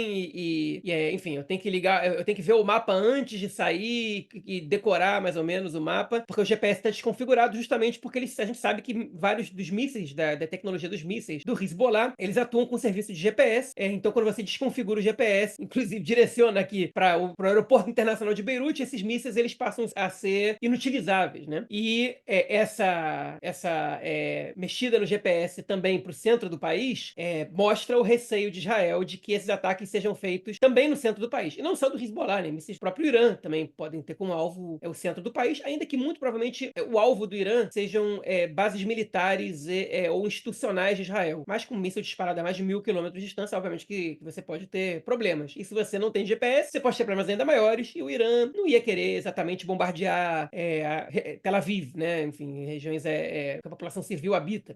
Não pega muito bem. A retaliação que eles gostariam de trazer a Israel é uma retaliação militar. Então, essa é uma das medidas que a inteligência israelense já tomou nesse momento frente à ameaça iraniana. Vai ter retaliação. Em geral, as retaliações são piada perto da ação israelense, mas vai ter retaliação. E a gente não sabe se vai ser piada dessa vez, né? A minha aposta é que não vai vir nada do Irã para cá, não de maneira direta, mas que vai ter mais sirene tocando do que o normal. Isso para mim é bastante claro. É isso, vamos esperar para ver. Vamos esperar para ver. Bom, vamos então à nossa próxima notícia do bloco, também ainda na arena internacional, que é sobre a movimentação de diversos países pelo mundo para o reconhecimento do Estado palestino num período próximo. A Espanha disse que pretende até julho reconhecer o Estado palestino. A França, né, também está se movimentando aí com uma proposta aí, pretende levar ao Conselho de Segurança, e também há diversos países árabes que, enfim, que também vão nesse sentido e querem reconhecer o Estado palestino, tornando aí, lembrando que o Estado palestino já é membro ouvinte, né, da ONU, ou seja, pode participar, mas não tem Membro observador. Observador, exatamente.